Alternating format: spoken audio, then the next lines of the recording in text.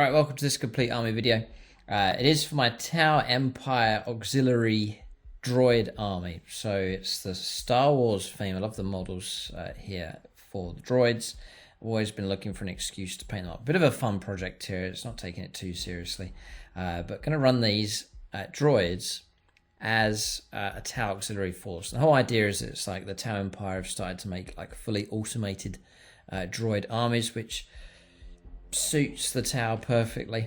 I can imagine them producing stuff. You know, they produce so much other stuff with artificial intelligence. Why not a full-on army? And you know, they could use it to train up their troops. They could program this droid army. You know, they could set their lasers to stun and so on. They could do battlefield drills with them.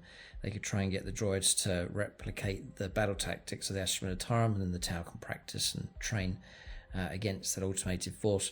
And then if the Tau need it, they can bring this force in and use it to actually fight aggressively against different factions and so on.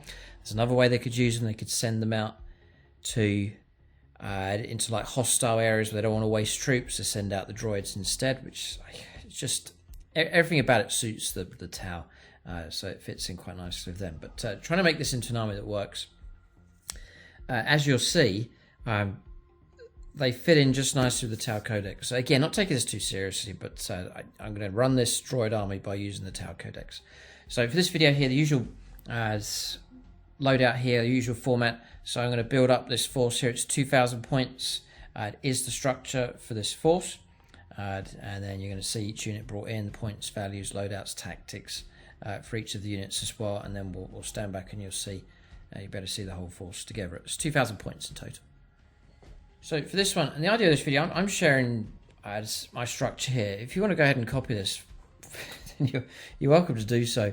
And if you want to do droids, then you can do a Tau army, because the units are all, we're going to run parallel here. So you can just create your own Tau force and then just run it using the rules. You don't have to worry about using the Star Wars models, but you can do it that way if you so wish. Now for structure, we've got loads of troops, loads of droids, trying to get the same kind of balance as you see in the films. So for the Arc Zone Detachment, the latest update here, command points cost to 0. This is your compulsories across here. 1 HQ, I'm running 3. So 1 compulsory HQ, and then you can take up to 3 more optionals, just 4. So that fits in just nicely. I've then got some elites, just 3 squads, so that's perfect. And then for troops, got loads and loads of droids. 3 compulsories, and then up to 9 optionals. So perfect, I'm able to do that here for the structure that you are about to see. So that's good news on that front. No disruption coming in there from the new Arc Surveyment structure for armies. So we'll take a look at some of the models as we bring them in as well. So I'm going to run these as Tau Sept, so I get a single reroll, just the usual rules for that. So it helps me out as well. I'm usually running Tau, so it's just the same rules for my regular Tau Empire force. So I guess we'll start with, in the order as they come. I'll tell you what I'll do. I'll be a bit different. I'm going to talk about the Humble Droid to start off with. Just to give you an idea of how this works. And then we'll get stuck into the list here, but just to show you how this works. Because originally, this all started out when I was. I mean, I'm going to cover this in another video, but you know, that's what I remember from the films. And when it first came out, I think I was about 13 or 14 at the time when the Star Wars Episode 1 came out. Yeah, I was actually blown away by it. And whoever designed all this stuff for the Trade Federation droid army, I just think is absolute genius. Just the whole thing, the tanks, the droids, droid Degars, that whole range was just, in my opinion, absolute genius. I've always loved the design style of them.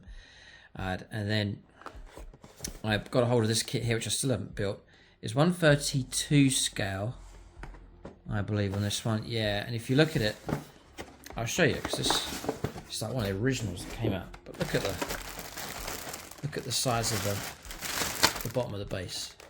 That's huge. It's like you'd have to build it like a droid Baneblade sort of scale. So that ruled that out, which was tragic. It's a nice kit, but I couldn't use it for 40k.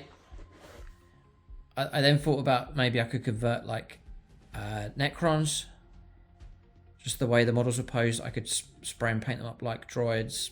And I thought I could glue heads on from the Lego set that came out. It just didn't work, so I just abandoned the whole idea. But then Star Wars Legion came along, and the model range is just fantastic. So those models were there, and I thought, well, maybe somehow I could bring this in where I've got an excuse to paint up the models, and then for an incentive to do that, actually try and use these models in the game. So this is how this whole concept came together. So if you take a look at droids, see your classic droids painted up, and there's full tutorials for these. I've done a tutorial for the droids, I've done a tutorial for the tanks and for the droid guards as well. Very, very straightforward, very, very quick. You see that armor on the droid, that is contrast paint straight onto white undercoat, and that's it. A little bit of work with some contrast medium, and that's all there is to that. So super fast. And the gun, it's just black Templar contrast. So this is a very, very quick process. I think the detail on that's come out okay. So that's him. I'll show you one of the droid guards just whilst we're at it. So there he is, and the tutorial shows to get that nice bronzy kind of effect with that, as you see in the films. And then we'll show you one of the tanks. So my pride and joy, you know, the kit is just absolutely fantastic from Star Wars Legion.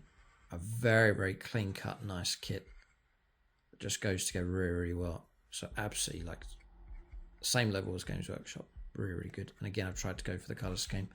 You know, the iconic blasts here from the rocket launchers and so on. We'll see how this fits in surprisingly well, actually, for the tower.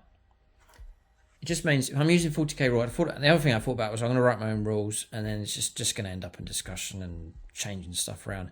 But if I just go by codex, I can say, look, I'm just going to run these as tout and just follow the rules along. And they've surprisingly fitted in quite nicely.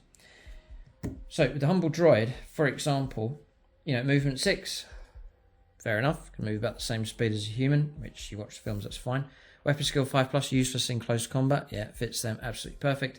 Ballistic skill 4+, yeah, average, fine. Strength 3, toughness 3, fits those perfectly, that's fine. 1 wound, yeah, 1 attack, exactly right, they're useless.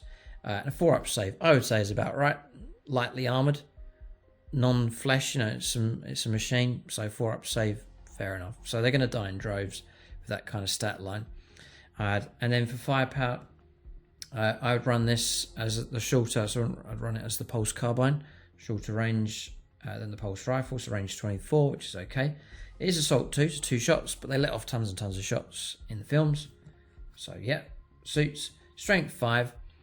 So yeah, you can maybe lower that to strength 4, but strength 5, like a high strength blast weapon, fair enough.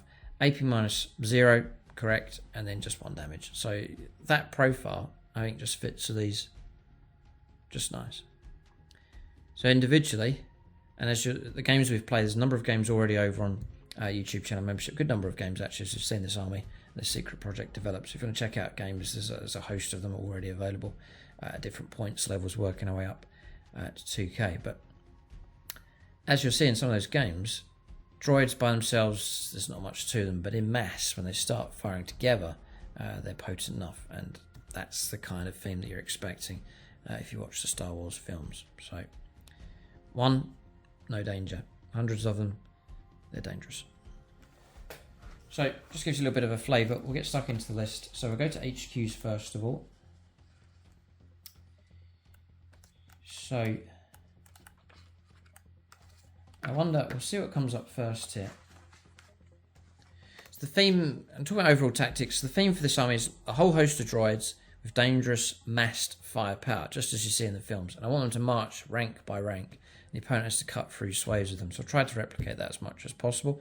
Then if you watch the movie, especially episode 1 of The Phantom Menace, you'll see when they attack the Gungans, the droids marching forwards. And at the back is the firepower support coming from the tanks. So a back line of tanks and a good number of them, which you'll see in this list. And then not so much in the attack on the Gungans there, but in other situations, Droid Digars rolling in is like the cavalry coming to the rescue, or that point on the battlefield where you need extra firepower support. You're going to see that with the Droid Digars coming up as well. So HQ, really, no real heroes for this. It's like an automated, is sort of quite a faceless kind of look to it. So no commanders or anything like that. So I'm thinking in the films, you have droids that are marked out as like commanders to coordinate. So I've painted up these two. So I'm going to run these as cadre fireblades. So 2 of them taken as cadre fireblades. Nice, cheap. They got 4 wounds. They're going to last a little bit longer. Ballistic skill 3+ on these. But what they come with is the marker light. So that can represent, you know, the binoculars they're equipped with, their communication with the whole droid structure, the automated systems and so on, and target allocation and coordinating and so on. So that just seems to fit in really well. I've got 2. So 1 to sit at the back with the tanks, 1 to push up with the main infantry attack. With cadre fireblades, trying to get this buff, as many buffs as possible being granted to the big droid block as it pushes forwards. So one of these would sit right in the middle, so it's the one with the yellow helmet just there.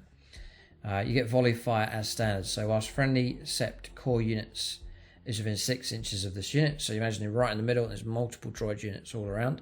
Cadre fireblade model, each time a core model in that unit makes an attack with a pulse weapon, they're all equipped with the carbines.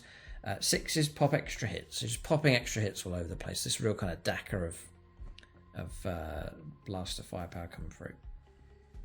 So then you also get target sighted in your command phase, select on friendly fire warrior team, which was going to be the regular droids within 9 inches of the cadre fireblade, and then they get real hit rolls of 1. So the idea is these HQ droids, these cadre fireblades, can sit in amongst the droids and give them buffs and bonuses. That's the idea with them. So one of them to push up, the other one to sit at the back and to mark light up targets without moving. So to aid both of those is a warlord trait and a relic. So this all fits in quite well. Yeah, so what we have here, say it's the yellow one that's going to push up with the droids. It's going to push through the infantry and try and buff those. So warlord trait is 3 unity devastation. Whilst a friendly sept core unit is within 6 inches of this warlord, each time a core model in this unit makes a ranged attack, unmodified wound rolls of 6 increases the AP by 1. So the 6s are going to get that little bit of extra edge with the AP minus coming through, which I think would be useful enough for sure. So that's that bonus coming through for that one. And again, it's an aura ability, so if I stack multiple droid units around, you're really going to start getting good use out of that warlord trait. And then for the relic, it's quite simple. For the droid commander that sits at the back, I'll just give him the Ortu's Lantern, so 6d6 for marker lights instead of just the 1. So you can really light up targets to help out tower units in the game. You can hang around with the tanks to shelter behind those as a character. So that's the idea of that one. So I'll put those 2 there. Quite simple for HQs. So then, moving along. So with the tanks here, so I'm going to bring these in here to show you. I'm basically running 3 units. So there's your battle droids from the game, B1 battle droids. And then they are equipped with the E5 blaster rifle, or aka the pulse carbine. You can run them as tout. Droid Digars, which I'll reveal about those a bit later on. And then what we're going to look at now is the AAT Trade Federation battle tank. Now, here it's equipped with I'll just run for this out. It's the MX-8 artillery laser cannon. It's the main turret weapon. And then it's got lateral anti-personnel lasers here, or 2 side sponsons. It's also able to fire rockets, which you play a card for it, but the rockets basically come out of the front, just here. So with all that in mind, I'm going to bring in one of these, like so. Now I'm running 4 here, as I've built one with the droid model coming out, so I'm going to run this one. This is where it works out okay. This one is going to run as long strike, so it's long strike in a hammerhead. You've got to watch out for the rule of 3. Yeah, so he's in. I'll put him here. Now look at the comparison. So just considering the regular hammerheads here. So you've got movement 12, hover tank, standard sort of movement, fine. Weapon skill 6+, useless in combat, again fits nicely. Ballistic skill 3+, usually a 4+, so quite average. This one's tank commander going to be on 3s, so again sensible enough. Strength 6, toughness 7 vehicle, so it looks tough enough. It's a good size. 14 wounds. It's bigger than your average tank, so I think that's fair enough. And size comparison wise, on par with the hammerhead. 3 attacks, leadership 9, 3 up save. Yeah, it looks armored enough to merit 3 up armor saves. All that profile fits in just nice. It's also a vehicle and fly, just like the hammerhead. It's not tracked, it's hovering above the ground. Again, fits in perfectly. And then for the weapons loadout, I'm not going to run railguns on these. If you watch the films, it's more of a consistent firepower coming through. And then just to change things up as well, and not to be too OP and so on, I'm just going to run this with the iron cannon. So a multi-shot weapon, lower caliber than the railgun. And that's the main turret weapon just there. And then the side sponsons, you can take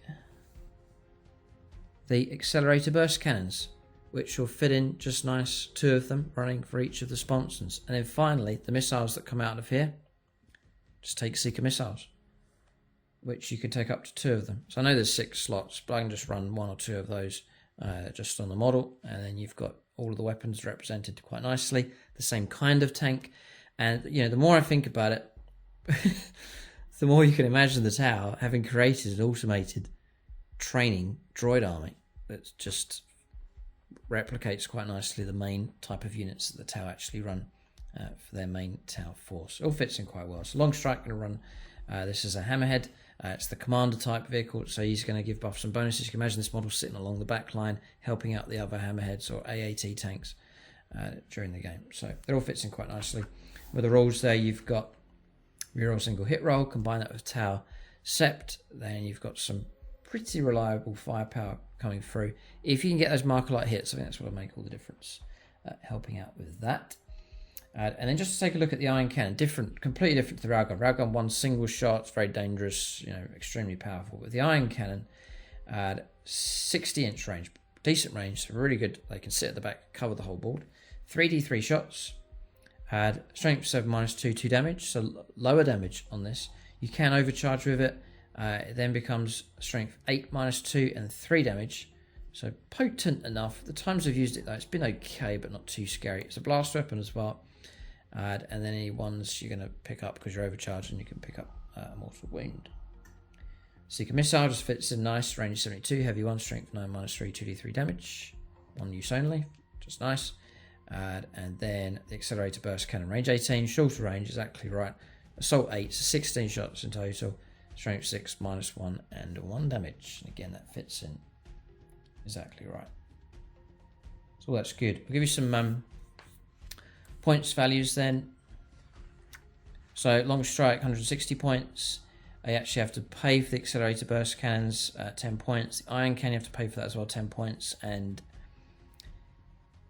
2 seeker missiles I reckon, so at 190 points for him. So expensive enough, but a main battle tank here to help support the droid units.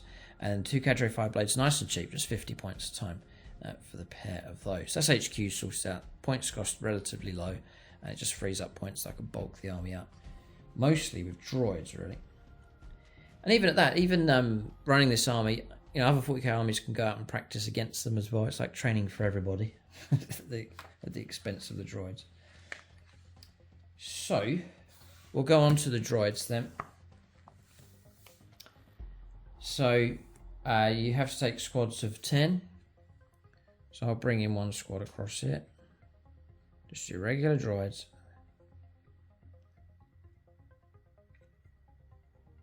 Now for Star Wars Legion, there's different loadouts that you can go for. There's some specialist weapons, there's missile launcher and so on. But I'm just keeping these all plain. So they're all just equipped the same with the pulse carbines. Squad of 10 is going to cost you 80 points. There's nothing really to them. That's it. They need to be effective. They need help. So, rerolling ones, 6 popping extra hits, bit of extra AP minus coming through. Those kind of things will help them out. To really help out the droids, there are actually some stratagems. Well, this video is about tactics and so on. Try and give them some kind of fighting chance.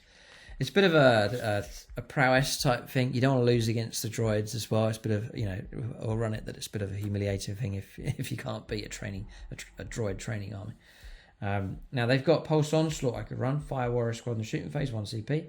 The Fire Warrior team, or Droid team, select to shoot to the end of the phase. Each time a core model unit makes an attack with a pulse weapon.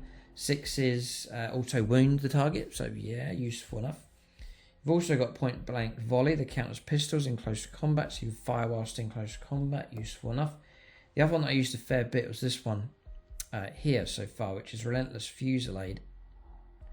Strike team selected to shoot in the shooting phase. Instead of following the normal rules for rapid fire weapons, they make double the number of attacks. But the main reason why I take it for the carbines here is when they make an attack, it is an extra AP -1. And that can make all the difference. A little bit of bite there with AP -1. The Warlord trait potentially -2, where you just take the edge off the opponent's armor. It's just at that point on the board we need a bit of extra bite, a bit of extra help. Then that can come through and help out, not too bad. So there's a few stratagems to help them out, but really the games I've played, they are utterly useless, like a single unit on its own. But when you start massing them together, they can just hose down targets. Then when you watch the films, it's kind of where they are dangerous when there's loads of them. So it all seems to be working out okay. So one thing I knew when I was embarking on this project was I needed lots of droids. So there's a lot of eBay hunting down for droid sprues. I managed to track them down. I'm not sure what the availability on these is like now, but they ebbed and flowed. Sometimes it's hard to get hold of them. Alright, so 8 squads of 10, 80 battle droids spread across here. This is the bulk that I really wanted. You can imagine the Cadre Fireblade sitting right in the middle, giving out its buffs and bonuses and so on. The opponent brushes past a few units, but just they keep marching on. I could do all sorts of formations, 2 ranks of 2 deep. I could go bigger blocks and so on. I could really stack them up. So plenty of options available. Mass onto objectives, mass to firepower, and just pushing forward to the blaster firepower. So that's the kind of look that we've got going on with these, but they look great in their massed numbers. So that's the droids. Pretty much covered all the tactics of those. It's quite a simple army, this one here, but then that is the style here for the droids. I don't want to overcomplicate things. I really want to keep the theme matching in nicely with the, try and structure them the way you see them in the films, and then actually try and play them that way, just for fun, see how they get on, play them. Now, that might be a bit predictable, but then that's the way the droids are. So everyone seems to outwit them. So moving on to elites next. The droid guards are the most tricky. We've covered the main units here. The next one's the droid guards. What to do with those? So let's just show you. So there's the droid guards. I couldn't leave them out. I had to put them in, but I chewed and chewed over how to run these. Wondering if you've already thought of how they could be done.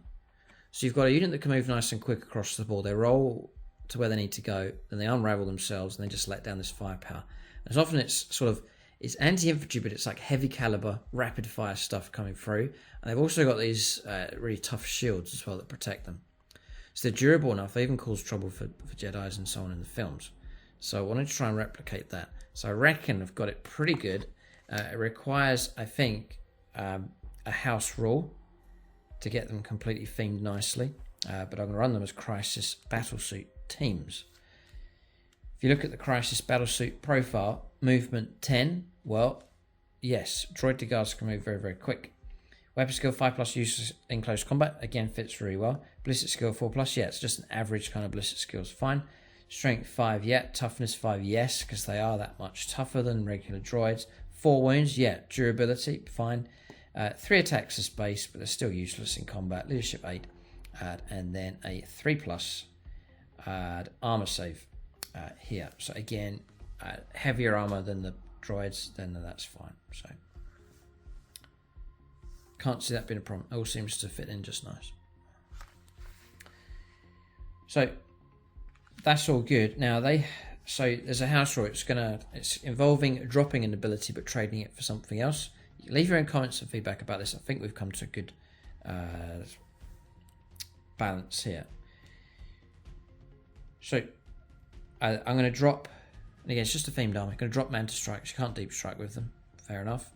And then the other ability with them is the fly keyword. I don't want the droid de guards hopping over stuff because it's not the way they operate. So drop deep strike, drop fly, but then gain an auto advance 6. So now you've got a 10-inch move and a guaranteed 6-inch advance as well. Because in the films, these move very, very quickly around the board. And I want the droid de guards to be like units that can really rapidly redeploy and come to the rescue just at the right point, plug a gap, lay down some firepower at a key point on the battlefield. So rapid, fast maneuvering with these is realistic. And so bit of a house roll. Give them also advance 6, drop fly, drop Manta Strike. And I think we've struck a balance with those. Next is the shield. Yeah, we can do that. Give them shield generators. 4+ invulnerable save. Sorted. Next is the firepower.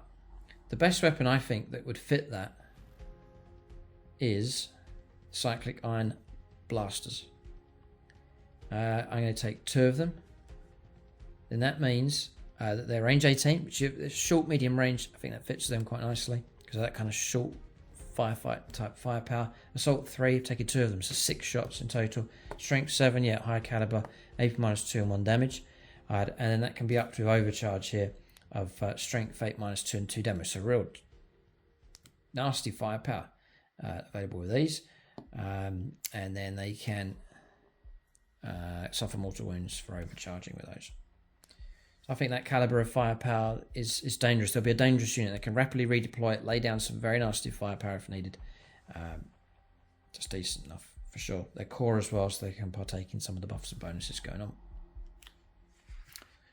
So all of that I think is realistic and fair enough.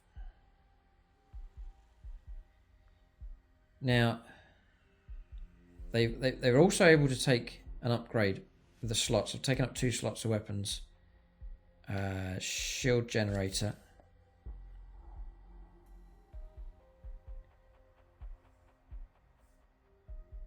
No, I think they're good. Shield generators. Yeah, they're all loaded out. 2 weapons and a shield generator. So I think they're okay. That's it for them.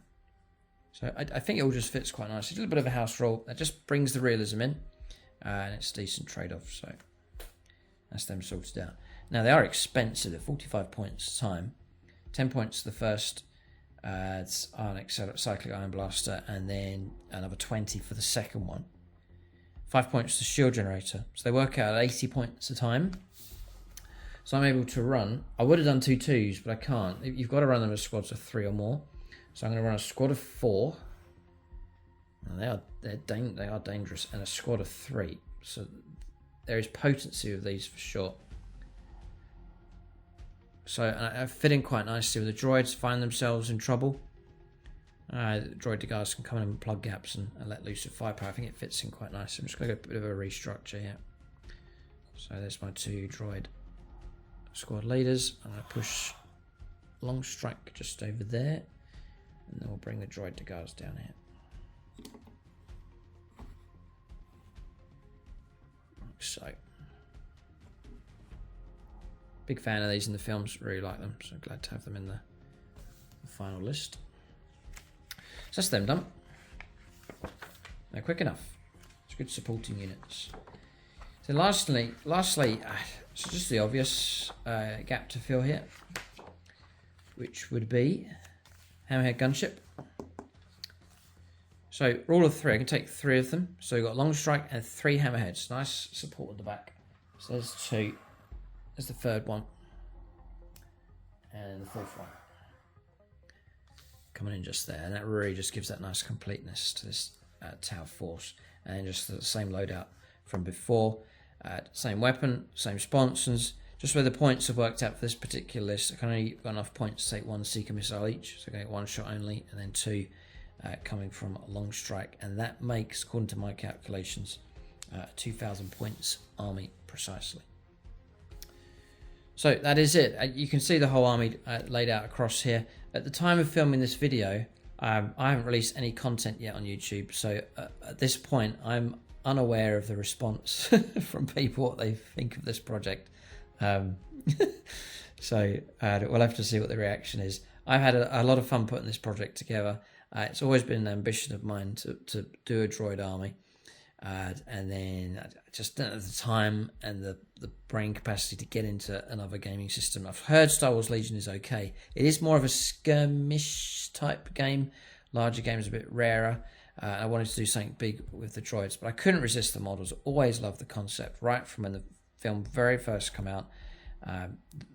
Droids, the droid degars, and the models, and that love for those concepts has stood the test of time. And so I couldn't resist painting these up and then just chewing it over, trying to fit them in, and just any excuse to try and get them into games of 40k. And I think using them as fully automated Tau auxiliary droid force, it's just very imaginable, in my opinion. But leave your own comments and feedback about the concept. Love to hear what you think, whether you like the models or not, the paint job, the sculpts from Star Wars Legion here, what you think of the list, how well you think it will do.